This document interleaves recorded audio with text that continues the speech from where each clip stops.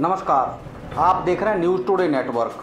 Budget live में लगातार हम चर्चा को आगे बढ़ाए हुए हैं। हमारे साथ मौजूद हैं इस समय डॉक्टर स्वतंत्र कुमार जी, आर्थिक मामलों के जानकार और न्यूज़ टुडे नेटवर्क ग्रुप के मैनेजिंग एडिटर।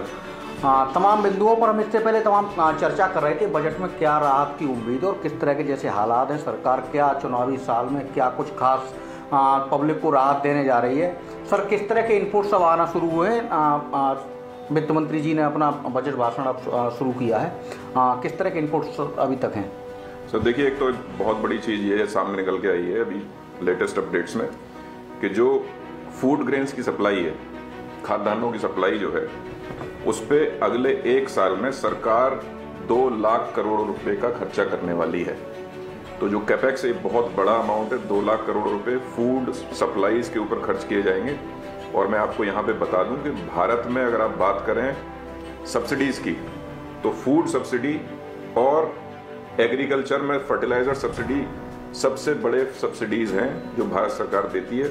तो अगेन भारत सरकार का फोकस जो कैपिटल एक्सपेंडिचर है फूड पे बना हुआ है और 2 लाख करोड़ रुपए वो फूड पे खर्च करने वाले हैं, जो लोगों को वो डिस्ट्रीब्यूट करेंगे। अभी बजट साल भी, जैसे हम बात कर रहे थे पहले, ये बजट ईयर है, इसलिए सरकार के लिए कहीं ना कहीं ये जरूरी भी हो जाता है कि लोगों तक जो अनाज पहुंचाने की परंपरा उन्होंने शुरू की है पीडीएस के थ्रू, वो जारी रहे। तो उस मद में वो 2 लाख करोड़ रुपए खर्च करने वाले हैं। ये एक बड़ी खबर आई है। पब्लिक के लिए एक बड़ी राहत की खबर ये है, जनता जिस तरह से सरकार की तरफ निगाहें जमाई हुई थी, सबकी नज़रें दिल्ली पर हैं और जनता जिसका इंतजार था वो लगभग इंतजार अब खत्म हुआ है। और वित्त मंत्री जी के स्तर से पहले संकेत ये दिए गए हैं कि जनता को जिस तरह से अनाज और राशन की सप्लाई सरकार की स्तर से की जा रही थी गरीबों के लिए, वो लगातार जारी रहेगी। तो पहली राहत की खबर, लगातार हम बजट से जुड़ी एक एक जानकारी आपको देते रहेंगे। सर, कोरोना जिस समय संकट काल था, पूरी दुनिया उस त्रासदी से गुजर रही थी, भारत सरकार ने एक बड़ा पैकेज गरीबों के लिए जारी किया था। और क्योंकि कोविड प्रोटोकॉल लागू था, पब्लिक बाहर निकल नहीं पा रही थी, सिर्फ एक तबका ऐसा था किसान लगातार खेतों में मेहनत कर रहे थे।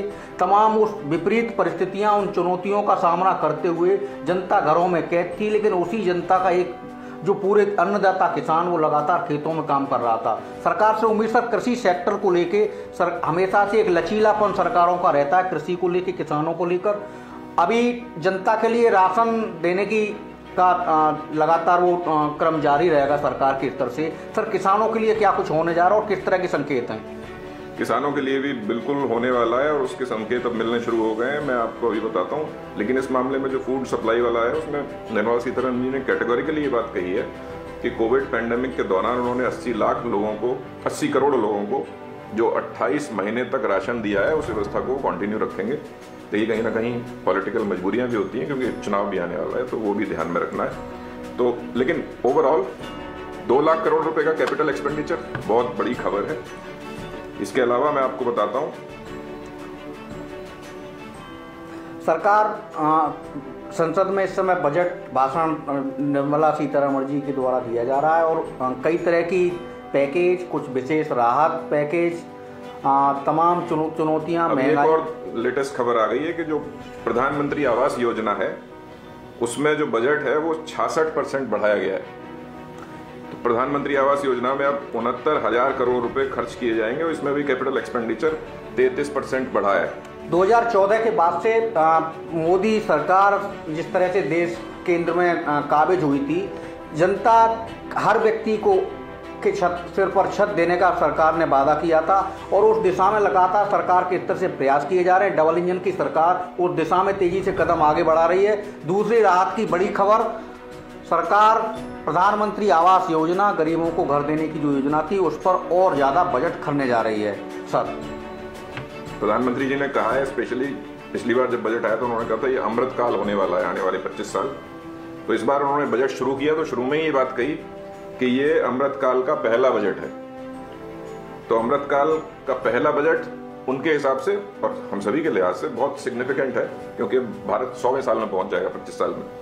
इसमें उन्होंने कहा कि 4 अपॉर्चुनिटीज को इस्तेमाल किया जा सकता है अमृत काल में, जो उन्होंने पिछली बार बताई गई थी।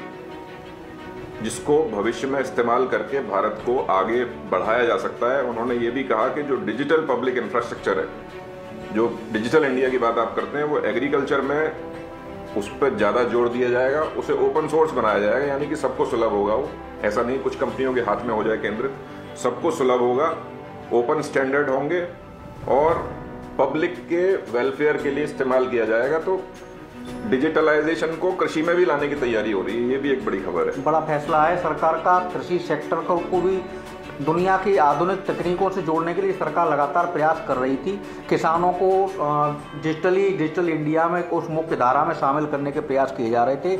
एक अच्छी खबर ये और सुनने को मिली है कि किसानों को, कृषि सेक्टर को डिजिटली उसी प्लेटफॉर्म पर लाने की तैयारी सरकार साथ ही प्रयास करेगी। साथ ही उन्होंने ये भी बताया कि एक एग्री एक्सेलरेटर फंड बना रहे हैं, जिसमें एग्रीकल्चर से जुड़े जो स्टार्टअप हैं उन्हें रूरल एरिया में प्रमोट किया जाएगा। तो उसके लिए भी एक फंड विशेष बनाने की तैयारी हो रही है कि स्टार्टअप अब जाएं, खेतों में जाके अपनी कंपनियां स्थापित करें, किसानों के साथ जुड़ के काम करें। तो जब किसानों तक लोग पहुंच जाएंगे तो कहीं ना कहीं, जब किसानों की आय दोगुनी करने वाली बात हो रही थी, तो उसमें कहीं ना कहीं सहायता मिलेगी। देखिए, जैसे मान लीजिए कोई सेब की प्रोसेसिंग करता है, मान लीजिए सेब का मुरब्बा बनाने वाला संस्थान जो है हिमाचल प्रदेश पहुंच जाए और लोगों के खेतों के आसपास सेटअप कर ले, उसी बागान तक उद्योगों को ले जाने की बिल्कुल पहल सरकार। हमारे आपके खेतों में लोग जाएं और सरसों का तेल वहाँ, सरसों हमसे खरीदें, वहाँ निकालें और लोगों को भी उसमें शामिल करें, उससे रोजगार भी बढ़ेगा। तो बहुत बड़ी चीज है ये भी। कृषि सेक्टर, ये भारत का ग्राम्य जीवन पूरी दुनिया को सबक देता है। कोरोना त्रासदी के दौरान ये किसान और अन्नदाता ही थे जिन्होंने उस त्रासदी का सामना खेतों में रह के करा और खाद्यान्न की देश में कमी नहीं होने दी। किसानों को सरकार लाभ देने के लिए उद्योगपतियों को, उद्यमों को सीधे खेतों तक पहुंचाने के लिए एक प्रयास सरकार की तरफ से, एक और बड़ी खबर। और साथ ही बच्चों के लिए एक बहुत बड़ी खबर है कि बच्चों के लिए सरकार जो है नेशनल डिजिटल लाइब्रेरी बनाने जा रही है। और नेशनल डिजिटल लाइब्रेरी में पूरे भारत में और सब तरह की लोकल लैंग्वेजेस में साहित्य उपलब्ध कराएगी, जो कि डिजिटल लाइब्रेरी के माध्यम से बच्चे कहीं भी देश में रहकर पढ़ सकते हैं। तो ये भी एक बड़ी चीज हो रही है। कोरोना के दौरान बार बार कोरोना का हम इसलिए जिक्र कर रहे हैं कि पिछले 2 साल जिस तरह का संताप पूरे देश ने भोगा, लाखों लोग उस त्रासदी का शिकार हुए, करोड़ों लोगों पर उसके प्रभाव पड़े। उस दौरान शिक्षा, जिस तरह से शिक्षा का एक पूरा सिस्टम था वो चरमराया हुआ था, लेकिन भारत के लोग बीच का रास्ता निकालते हैं और उस रास्ते को निकाला। उस दौरान भी स्कूल आगे आए और ऑनलाइन पढ़ाई जारी रखी। अब जिस तरह से डिजिटल लाइब्रेरी बनाने की बात हो रही है, तो सरकार भविष्य की चुनौतियां, भविष्य के लिए अपनी नौजवान पीढ़ी को, अपने बच्चों को तैयार करने के लिए और गंभीर प्रयास कर रही है। ये एक अच्छी खबर और सुनने को मिली है। अभी हम लोग लगातार उस चर्चा को आगे बढ़ा रहे हैं। हमारे साथ रेलवे से जुड़ी हुई एक खबर आई है कि रेलवे पर जो कैपिटल आउटले है, यानी कि जो खर्चा है रेलवे के ऊपर, वो 2.4 लाख करोड़ कर दिया गया है उसे। और अगर आप इसे कंपेयर करें 2013 के मुकाबले, तो ये लगभग 9 गुना है 2013 के रेलवे बजट के मुकाबले। तो बड़ा एलोकेशन रेलवे को भी किया गया है। मोदी सरकार ने रेल बजट को आम बजट में मर्ज करने का काम किया था। अब रेल बजट भी क्योंकि आम बजट में ही शामिल होता है, तो आप देख सकते हैं एक बड़ी खबर इस तरह को देखने को मिली है। मोदी सरकार ने रेलवे पर खास फोकस किया है। तमाम सुपर स्पीड ट्रेनें चलाने का काम किया। वंदे भारत एक्सप्रेस जैसी ट्रेनें अब दौड़ती नजर आती हैं। अब रेलवे पर खास ज़्यादा फोकस करते हुए सरकार ज़्यादा बजट देने जा रही है। एक और अच्छी खबर। साथ ही जो कैपिटल एक्सपेंडिचर है, देखिए कैपिटल एक्सपेंडिचर क्या होता है कि जितना भी खर्चा आप पुलों पर, सड़कों पर और बाकी सारी मदों में इंफ्रास्ट्रक्चर डेवलपमेंट पे खर्च करते हैं, वो कैपिटल एक्सपेंडिचर होता है सारा। तो कैपिटल एक्सपेंडिचर पिछले साल हमारा अच्छा खासा था और इस बार उसे 33% और बढ़ा दिया गया है। और अब ये कैपिटल एक्सपेंडिचर इस बार बढ़कर हो गया है 10 लाख करोड़। तो बहुत बड़ा अमाउंट है। और इसके साथ पॉजिटिव ये बात इसलिए है बहुत, क्योंकि देखिए जब ज़्यादा पैसा खर्च होगा पूरे देश में इंफ्रास्ट्रक्चर पे, जब पैसा लगेगा तो बहुत सारे लोगों को एम्प्लॉयमेंट भी मिलेगा, नई सुविधाएं भी बनेगी और अर्थव्यवस्था तेजी से आगे बढ़ेगी। तो ये भी एक बहुत बड़ी खबर है। सर, इंफ्रास्ट्रक्चर शब्द को लेके हम लोग एक खास चर्चा करना चाहेंगे इस चर्चा को इसी क्रम में। इंफ्रास्ट्रक्चर सर, बजट में इससे पहले तमाम बजट आने के बाद इंफ्रास्ट्रक्चर पर कोई फोकस नहीं होता था और ये शब्द भी बजट में नहीं शामिल होता था। तो मोदी सरकार ने इंफ्रास्ट्रक्चर शब्द को किस तरह से शामिल किया सर? देखिए, मोदी सरकार, उससे पहले अटल सरकार, दोनों ने इंफ्रास्ट्रक्चर पर बहुत बड़ा फोकस किया है। और शुरू के 30 बजटों में तो इंफ्रास्ट्रक्चर शब्द तक का इस्तेमाल नहीं हुआ। लेकिन देखिए, किसी भी देश को आप आगे तब तक नहीं बढ़ा सकते जब तक वहां पे एक बहुत सॉलिड इंफ्रास्ट्रक्चर ना हो। आपकी कारें लगातार बिक रही हैं, आपकी मोटरसाइकिल लगातार बिक रही हैं, सड़कों पर भीड़ बढ़ती जा रही है। आप नई सड़कें नहीं बनाओगे, नए पुल नहीं बनाओगे तो देश कैसे बढ़ेगा आगे? देश तो चौक हो जाएगा। तो इंफ्रास्ट्रक्चर स्पेंड जो है वो बहुत इंपॉर्टेंट है। पिछले साल बहुत बड़ा आउटले था, पिछले साल ही ये बात हो रही थी कि भाई कैपिटल एक्सपेंडिचर इतना सारा सरकार कर रही है, बहुत बड़ी बात है। इस बार 33% बढ़ाया है, जो कि लगभग हमारे बजट के साइज का 3.3% है।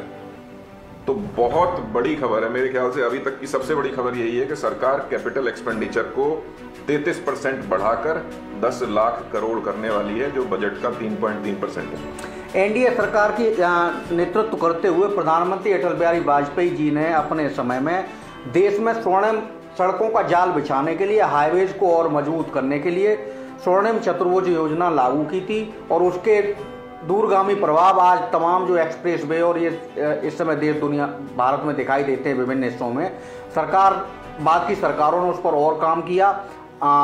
सरकार के स्तर से जिस तरह से इंफ्रास्ट्रक्चर को लेकर अब जो एक बड़ी घोषणा की गई है, ये एक बड़ी भविष्य के लिए बहुत ही शुभ संकेत है और एक सरकार के लिए कहीं ना कहीं पब्लिक के लिए, पूरे देश के लिए एक पॉजिटिव राह दिखाने वाला है। सर, और क्या अपडेट इस समय आ रहे हैं सर? देखिए, एक और अपडेट ये आया है कि 38,800 टीचर्स की भर्ती की जाएगी। सरकार ने ये भी घोषणा की है। तो 38,800 टीचर्स मिलने वाले हैं हमारे स्कूल्स में पूरे देश में। तो ये भी एक बड़ी खबर है। शिक्षा के क्षेत्र में सरकार की तरफ से एक बड़ा शिक्षकों की भर्तियों को लेकर लगातार सवाल उठाए जाते रहे हैं। सवाल उठते हैं, युवा पढ़ लिख कर चाहते हैं, शिक्षा के क्षेत्र में आना चाहते हैं। तो सरकार के लिए, उन शिक्षकों के लिए जो बनना चाहते हैं शिक्षक, उनके लिए एक अच्छी खबर, हजारों नौकरियों के अवसर मिलने जा रहे हैं। इसके अलावा रिसर्च एंड डेवलपमेंट को फार्मा में प्रमोट किया जाएगा। इसके लिए नया प्रोग्राम लॉन्च करने वाली है सरकार, ये भी सरकार ने बताया है। और 157 नए नर्सिंग कॉलेज पूरे देश में खुलेंगे। सरकार ने यह भी बताया कि 2014 के बाद से 57 मेडिकल कॉलेज भी सरकार ने अब तक खोले हैं।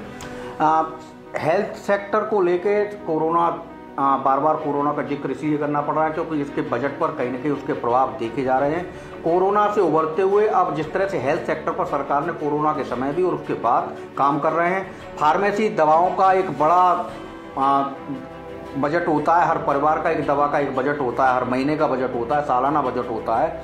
दवा पर काम कर रही है सरकार।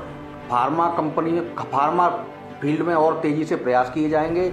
अब जिस तरह से नए हॉस्पिटल खोलने के लिए और बात हो रही है। बरेली में सर लंबे समय से एम्स की स्थापना की मांग थी। अब मुख्यमंत्री जी ने अभी हाल में अभी एक मीडिया रिपोर्ट देखी जा रही थी। मुख्यमंत्री जी ने कहा कि इस बजट में बरेली को एम्स मिलने की संभावना है। अभी तक सर क्या इस तरह की लंबे समय से बरेली के जनप्रतिनिधि मुख्यमंत्री के स्तर से वो किए थे, प्रधानमंत्री तक बात पहुंचाई गई थी। बरेली लखनऊ और दिल्ली के मध्य में बसा हुआ पूरा रोहिलखंड की धुरी आर्थिक, सामाजिक, राजनीतिक, सांस्कृतिक हर तरह से मजबूत एक शहर है। और जहां पर एम्स की बदायूं में एम्स खुला समाजवादी पार्टी की सरकार में, तो बरेली के लोग चाह रहे हैं भारतीय जनता पार्टी, क्योंकि यहाँ पर सबसे मजबूत पार्टी है। सांसद पूरे मंडल के सभी चारों सांसद भारतीय जनता पार्टी के हैं। तो बरेली के लोग चाहते हैं एम्स खुले, पूरे क्षेत्र के लोग चाहते हैं। अभी तक यहाँ के लोगों को एम्स के लिए ऋषिकेश और दिल्ली की दौड़ लगानी पड़ती है, या केजीएमसी या दूसरे बड़े संस्थानों में लखनऊ जाना पड़ता है। एम्स की मांग को लेकर सर लगातार उठ रही है। बरेली के पूर्व केंद्रीय मंत्री और मौजूदा सांसद संतोष गंगवार और यहाँ के भाजपा विधायकों ने मुख्यमंत्री के सामने इस तरह की कई बार मांग की थी और यहाँ से प्रशासन के स्तर से इस संबंध में प्रस्ताव भी शासन को जा चुका है। तो एम्स को लेकर सर क्या खबर है? देखिए, अभी जैसे जैसे चीज़ें क्लियर होंगी तो ये भी पता चलेगा। वैसे अगर एम्स मिल जाता है इस एरिया में तो बहुत बड़ी राहत की बात होगी, क्योंकि रोहिलखंड अपने आप में एक बहुत बड़ा क्षेत्र है और उसके अलावा कुमाऊं को भी ये कैटर कर पाया, क्योंकि गढ़वाल में तो आप देखिए ऋषिकेश में एम्स ऑलरेडी है। तो उस एरिया में कुमाऊं मतलब उत्तराखंड के गढ़वाल इलाके में एम्स है। अगर बरेली में या शाहजहांपुर में एम्स बनता है तो उससे कुमाऊं को भी राहत मिलेगी और रोहिलखंड को भी राहत मिलेगी। तो बहुत पॉजिटिव बात हो सकती है। देखते हैं कि ये किस तरह से मूर्त रूप लेती है। सरकार पिछले एक साल में बरेली के विकास को काफ़ी तेज़ी से पंख लगे। बरेली स्मार्ट सिटी प्रोजेक्ट में गया, विमान सेवाएं यहाँ से शुरू हुई। पूरे रोहिलखंड से लेकर कुमाऊं तक के लोग इसको लाभ ले रहे हैं। सरकार के स्तर से इंफ्रास्ट्रक्चर और उस पर लगातार काम किया जा रहा है। खबरें तेज़ी से आ रही हैं और वित्त मंत्री जी निर्मला सीतारमण जी का भाषण इस समय लगातार जारी है। हम लगातार इस तरह के अपडेट्स देते रहेंगे और नई चर्चा, नए विषय, नए बिंदुओं के साथ फिर हाजिर होंगे। मैं अनुरोध भारद्वाज।